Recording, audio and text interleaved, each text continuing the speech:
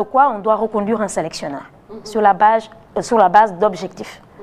Pape ak loo ko mënta waxal il a atteint certains objectifs muy qualifier le Sénégal au mondial gagner la CAN. Booy reconduire un sélectionneur tu te bases sur ça, sur les résultats sportifs. Malheureusement son contrat est arrivé à échéance au mois de février. Il y a eu un tiraillement du ma accepté lii laa lay proposé.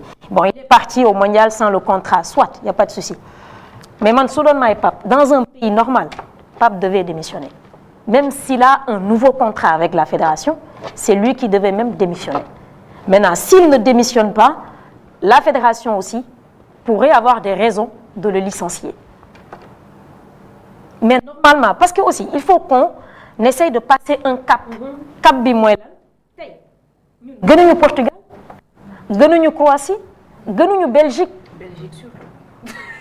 ah gënuñu am na beneen équipe bu ma fàtte Hollande avec comment mais tous ces sélectionneurs là dañuy tëb nañ déjà Belgique pas encore licencié Pape da nga koy fay kii ba contrat bi nu kii yëpp rupture de contrat bi yëpp da nga ko koy fay. loolu gis nañ ko ba tey non dama lay laaj dama ndax da nga koy fay wala da nga koy. bien sûr négocier comment fay ma li nga ma amel. loolu bu ñu demee ba foofu noonu ala kulli xel dañ koy fay. kii yoro soxlaatuma yaa ngi may libéré xanaa li nga ma. waaw moo tax ma ne loolu da nga koy négocier. maintenant c'est là le problème aussi parce que foofu ba tey leerul. négocier selon Sport News Africa il y a eu un nouveau contrat. mais presse sénégalaise amul kenn ku la mën a confirmer comme quoi qu'il y a eu un nouveau contrat. c'est là aussi le problème est-ce que Pape am na contrat mais peu importe buñ ko licencier dañ koy fay. dañ koy indemniser ça c'est sûr. loolu il n'est pas le seul sélectionneur à avoir cette situation-là. mais dans un pays normal Pape warul woon sax xaar ñu licencier ko Pape moo waroon jëlay de bësam dem. très sérieusement man loolu mooy sama gis-gis waxuma nag na bàyyi. je l'ai pas dit situation bi c'est tendu quoi. mais exactement c'est tellement tendu que climat bi. dafa waroon a démissionner.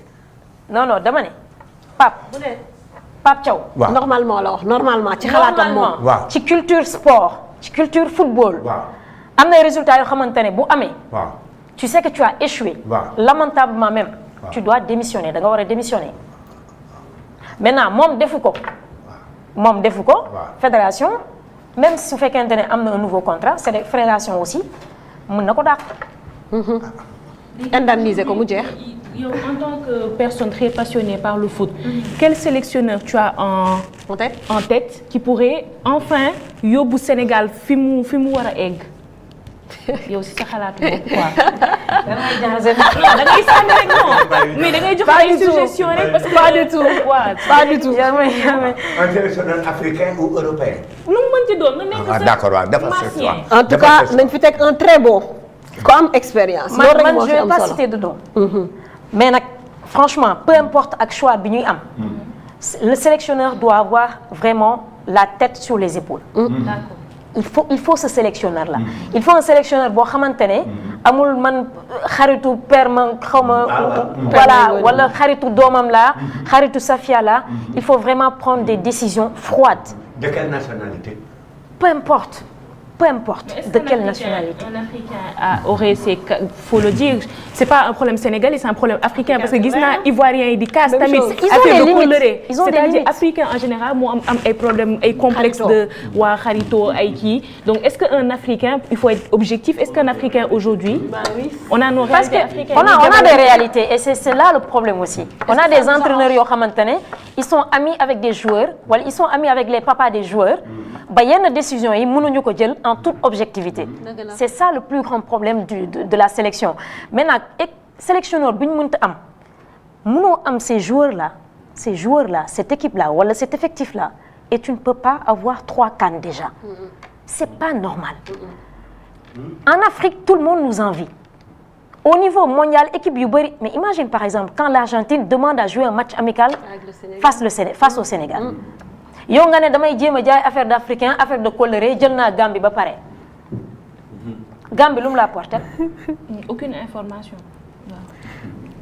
Gambie lu mu la apporté. dafa bëri maslaa. au fait dafa bëri maslaa dafa bëri maslaa ci équipe bi. c'est ça le problème ba pare bu ñuy dem ci mondial bi même par rapport à la sélection, en fait, il y avait beaucoup de sentiments.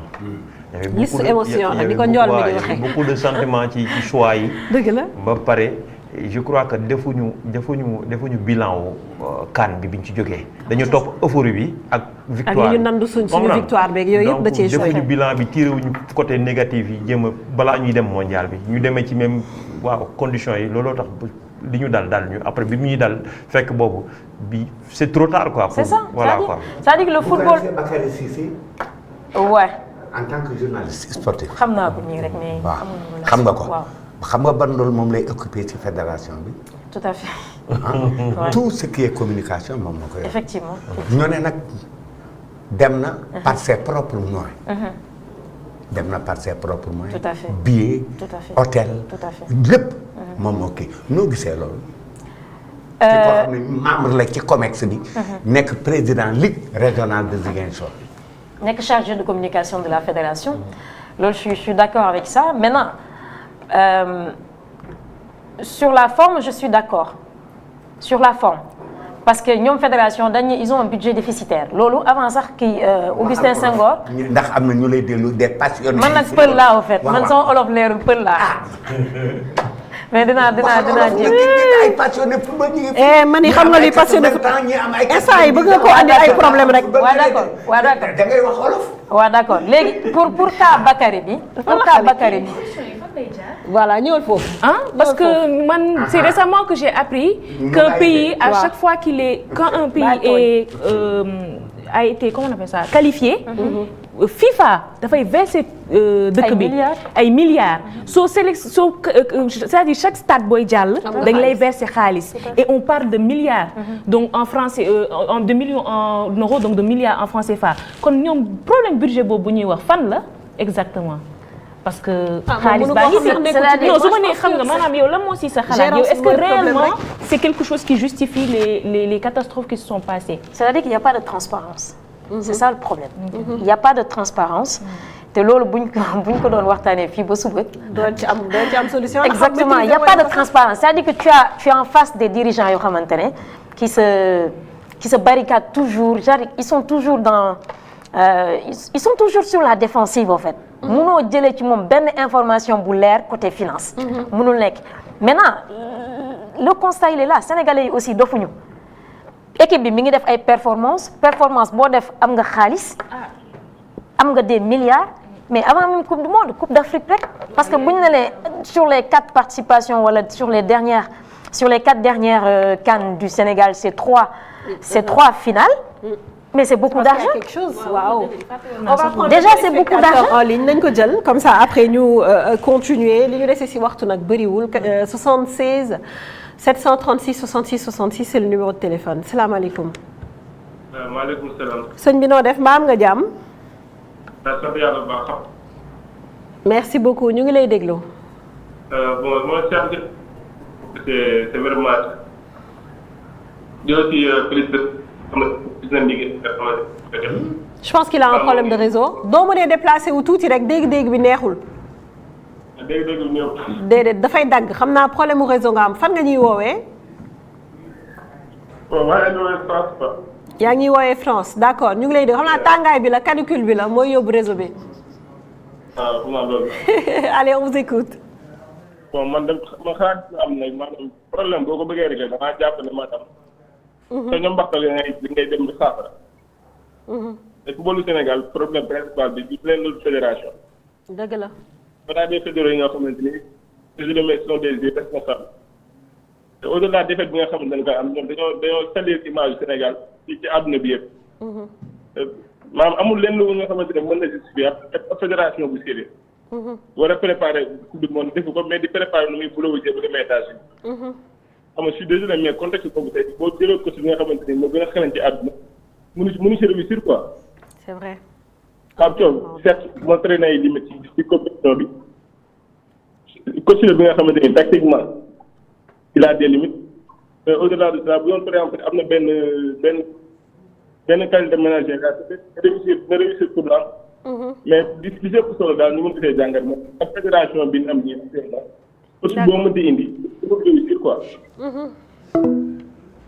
On l'a perdu, il est parti. Aïcha 76 736 66 66 moo nekkoon numéro de téléphone bi ngeen ñu mën a woowee moom xam naa dafa am problème réseau on l'entendait pas très bien mais suñu ramasser un peu li mu wax dafa ne c'est-à-dire millions yi doon nekkee ak fédération bi ni mu organisé woo c'était pas favorable pour mën a jox ay résultats yu baax Pape Thiaw mais bu ñu fàttee aussi Pape Thiaw que tactiquement il est bon et que am na caractère je pense que loolu la wax à peu près par rapport ak sélectionneur au Sénégal bi. Ok. Fabi, je peux passer si Père le temps que ñuy jeexal émission bi. Inch'Allah juste me préciser pour Père sànq li nga doon wax ci Bakary. ba internaute yaa ngi lay laaj. maintenant il faut répondre aux questions de Père Bintou vas-y. waxal. D'accord dama laa laaj loo xam ne soo fi jógee tamit su fekkente ne kiiwul tamit na nga xam ne. waaw d'accord léegi pour Bakary Bakary d'accord délégation officielle fédération bi 4 personnes la woon.